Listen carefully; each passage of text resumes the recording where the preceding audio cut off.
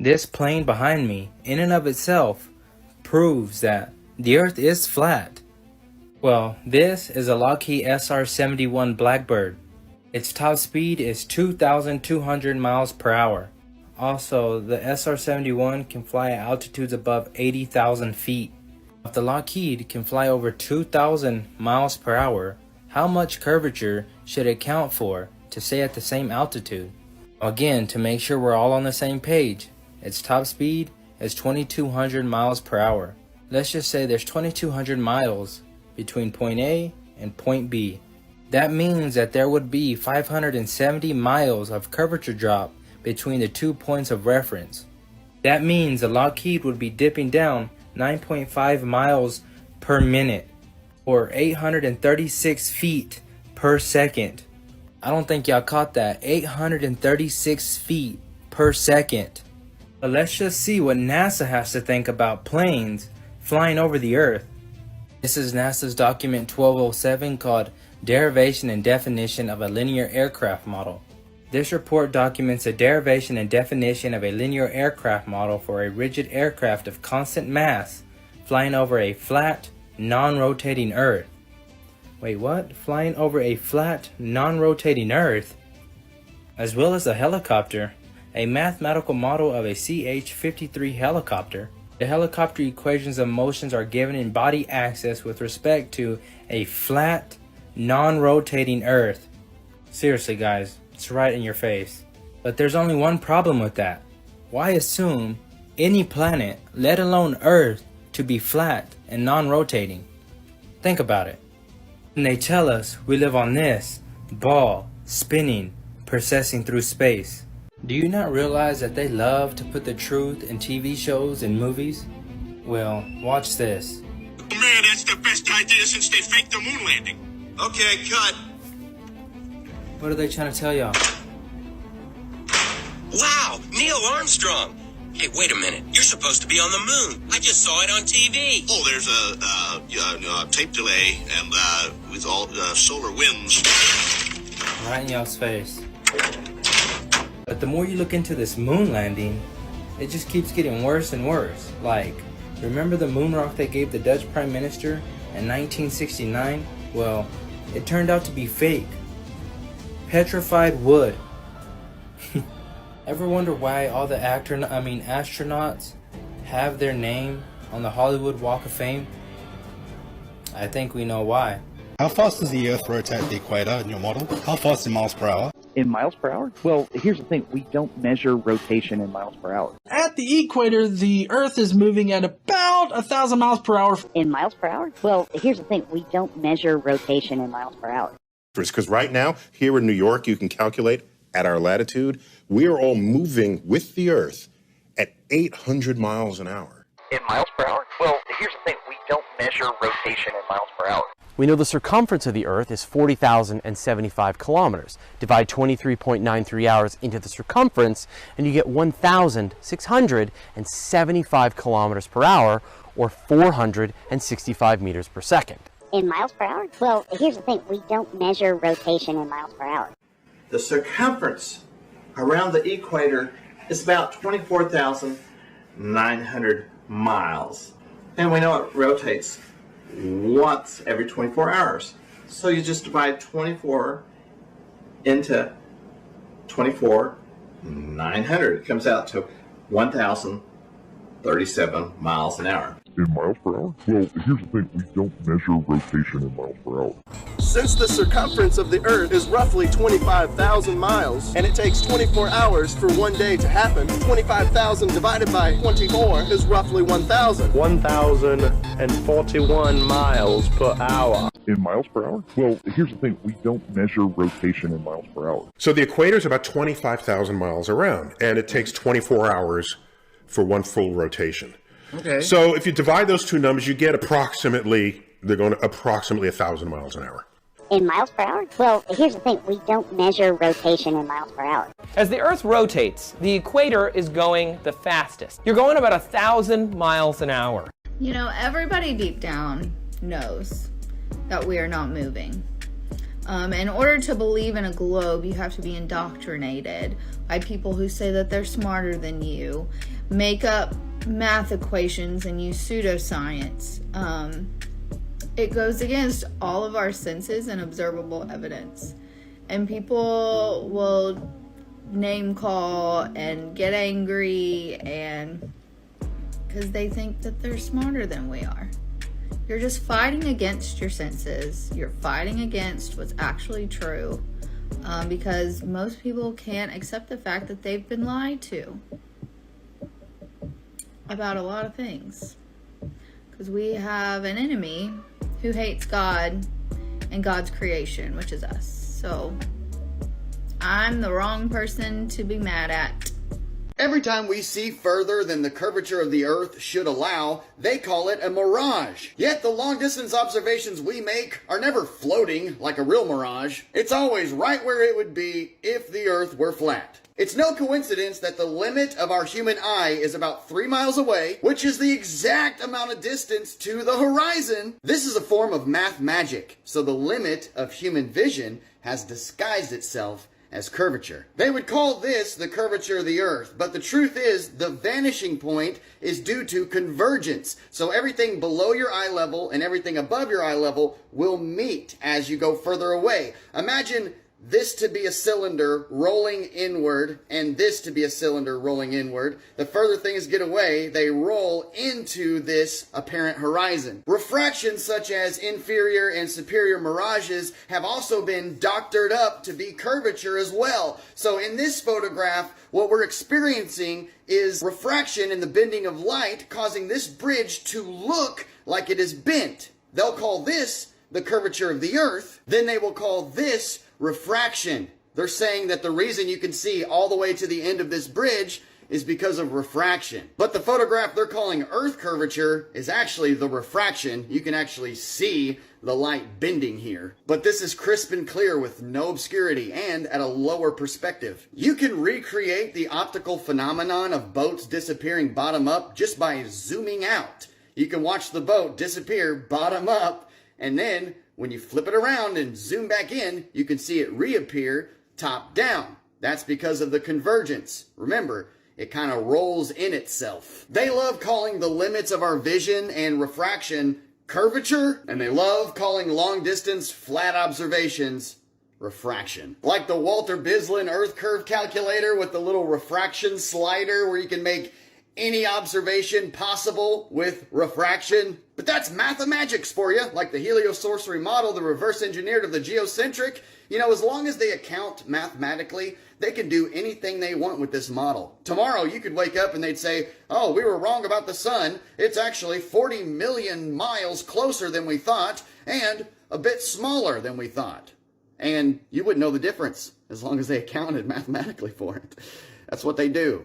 This right here is the free energy technology that our ancient world used to use. You will see this technology on old buildings all around the world. Here is another example. This is harnessing energy from the ether. So all these old buildings will have an antenna at the top which harnesses the energy from the ether and brings it into the resonator, which is filled with mercury. When mercury spins, it creates a current. You can even find this technology in your hometown. This is in Hamilton, Ontario, where I live. And this is exactly what our ancient world used to look like. There was no wires, just the antenna and the amplifier. You'll see light bulbs there as well. Now check this video out. Right now I'm about 30 feet in the air. I have the wire marked every 10 feet. I'm currently at 24, 27 volts. So he's measuring the voltage that is in the air at 30 feet right now. When he starts pulling it down, the voltage will come down, as you can see. Here's what happens when I start pulling it down. Pulling it down right now. The voltage meter goes down. This is the exact technology that Tesla had rediscovered when he built his Tesla tower. He used this to harness the energy from the ether, and then it would be distributed to the people for free. Great Tartaria was one of the greatest civilizations that ever existed, and they wiped it from the history books because they did not want you to figure out the free energy technology that these people used. Everything's been wiped from our history books that actually happened, and they rewrote the history books to make you a slave. On the flip side, human consciousness is ascending. This technology is coming back to light. People are becoming more and more aware that we have been lied to about everything our whole entire lives. Humanity will rise up and we will eliminate the parasites that attempt to control this world. Peace and love. So my last video was not shown very much. I was showing NASA documents talking about a flat, non-rotating Earth, and it was violated for dangerous activity. Okay, anyways, we're not moving. If you believe in a globe, you believe this. Did you know that you believe this? This is what they say we're doing. Yet we feel none of it. God even tells us that we are built on a firm foundation. We cannot be moved. How is this happening? Think logically about this for a second. Get rid of the cognitive dissonance, all of the indoctrination you call education.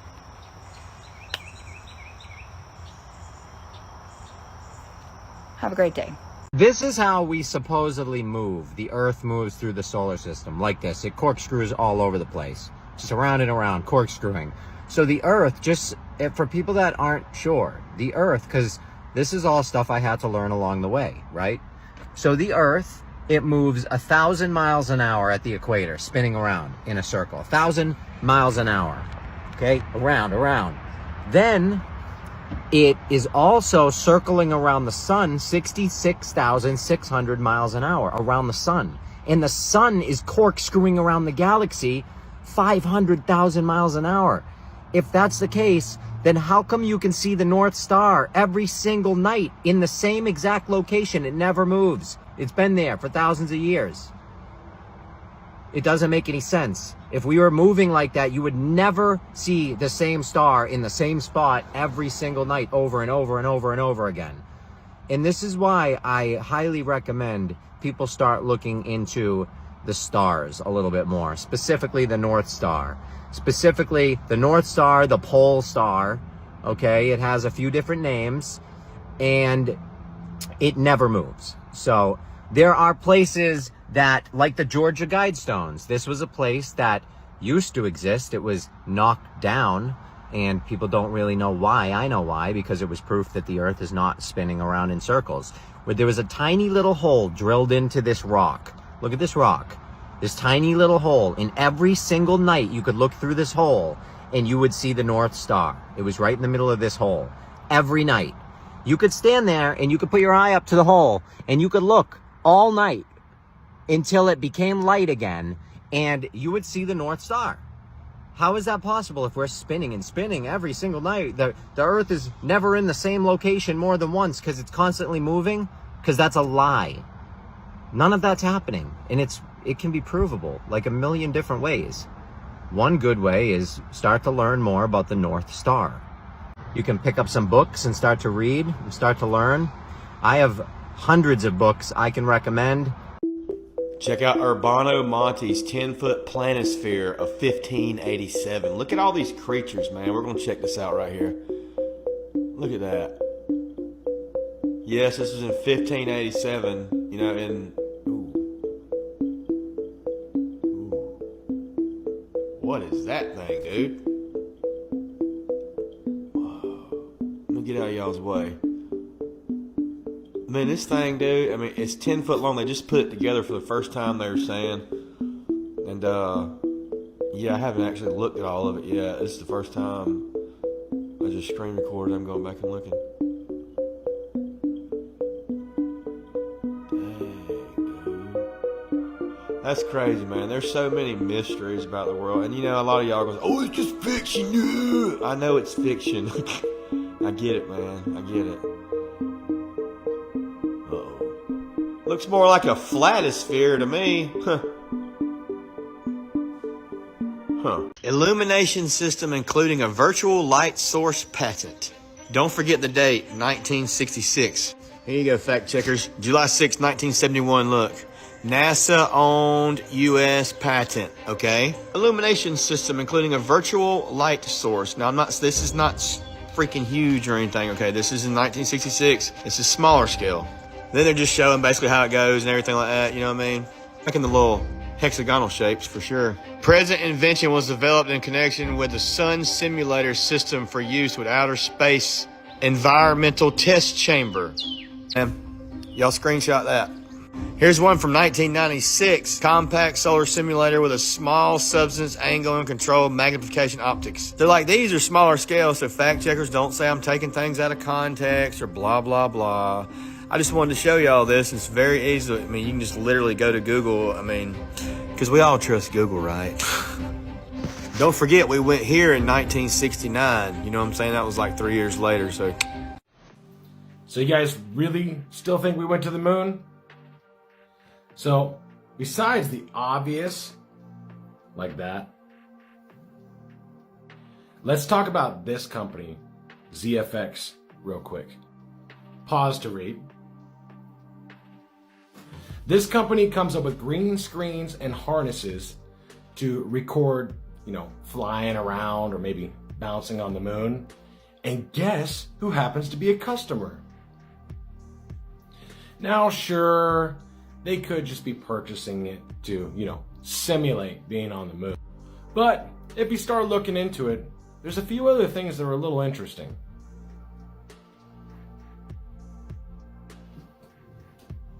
Now let's go back to this picture for a moment. Is there anything you guys notice? Like, I don't know, the lawn chair with duct tape? Or the fact that it doesn't appear that it could fold at all? Because NASA's claiming that somehow that was folded inside of here. I'll show you. The lunar rover nearly folded up inside the lunar lander during trips to the moon. Once on the moon's surface, it unfolded with the help of springs. You can go look all this up. Take a look again. Now, I would love to believe that we've been to the moon. It's pretty cool, actually. But you see pictures like this, and it makes you start to wonder. According to Google, NASA is struggling to go to the moon. Over the past decade, NASA has spent roughly $90 billion on the Artemis program. Naturally, with less money going to a new moon landing, we're likely to make slower progress, even the advancements in technology. So what's my point? Why would I be bringing all this up? Well, NASA plans to build a train track on the moon. But we haven't been back to the moon. Now, I'm not saying money laundering, but now as far as how much it's going to cost, I don't know, but I can tell you who plans on funding it. And I can tell you why they say they want to fund it. Now, I wasn't alive then, but if anybody was curious as to how much it actually cost to go to the moon, alright, sure, it's only $355 million in 1969. This is how much it would cost to go to the moon today. In conclusion, do any of us really know if we went? All I'm saying is some things, that math, well, that math just ain't mathin'. 96. It's a big boy. So I got two big guests. Big names, big bodies. Huge. Yeah, I don't even know if I introduce you to. You got Rampage the Legend Jackson here. You got Bradley. Meet me at 260 Martin. How much you weigh right now? Why people care if people believe in the earth the way the Bible describes it? Why do people get so mad about that? Does the Bible describe it as flat? Yeah. It does? With the dome, the firmament, and everything. Oh, that's news to me. That's new. You never read the Bible? No. That's the problem. That is a problem. That's why I go to hell. So why do people get mad at people if they just describe the earth the way the oldest history book describes it? Yeah. So does this mean you think it's flat? Yep. You do? Yeah, I do. But what were you gonna say about? This is what changed me when I looked into emergency landings. Something simple as that. That's what changed me to go more to like, oh yeah. Then I went to the Bible and started reading with the Bible. You know, I used to be a Christian, so I was like, oh, I've read this stuff before, but you know, we think of it different. I went there. Now I look at the Old Testament like a history book, and so I went and read it and like a history book. I was like, oh, okay, it broke everything down for me. But if you look into whenever you have time, just look into emergency landings. What do you mean by emergency landing? Like when say somebody's flying from Asia coming to LA, yeah, and like if it's an emergency or something, and then see like the way they land, and then you gonna think like, wow, that's not an emergency land. They went all the way out the way, and then you got to break down why did they do that? Why they go all the way out the way, and they say it's an emergency landing. That's what changed my mind. Why would they go all the way? Exactly. That's his point. Exactly. But why would that prove that the Earth is flat if they go out of the way? Because if it was an emergency, a real emergency, wouldn't you go somewhere closer? When you go somewhere closer, and not somewhere out of the way. When we see the emergency landing on the globe, it don't make sense. Oh, because it's like this. Yeah, so it's like farther. It's farther away. Yeah. So common sense would tell me that we're being lied to about the geography of our things. Why lie to us about the Earth being round, though? That's the big question. Don't waste any more time. Visit the links above now and order my book, 16 Emergency Landings Proving Flat Earth. Visit my online store now and order the new enhanced Gleason's Flat Earth map. This map used to be in every school and library in the nation before NASA was created in 1958, when the maps were ordered removed. Have your Gleason's map hanging on the wall in your house where no government can take it down. Here you see it hanging on a wall in the house of the late Charles K. Johnson. Here is a quote from the book 1984 by George Orwell. Every record has been destroyed or falsified, every book rewritten, every picture has been repainted, every statue and street building has been renamed, every date has been altered, and the process is continuing day by day and minute by minute. History has stopped. Order your map now.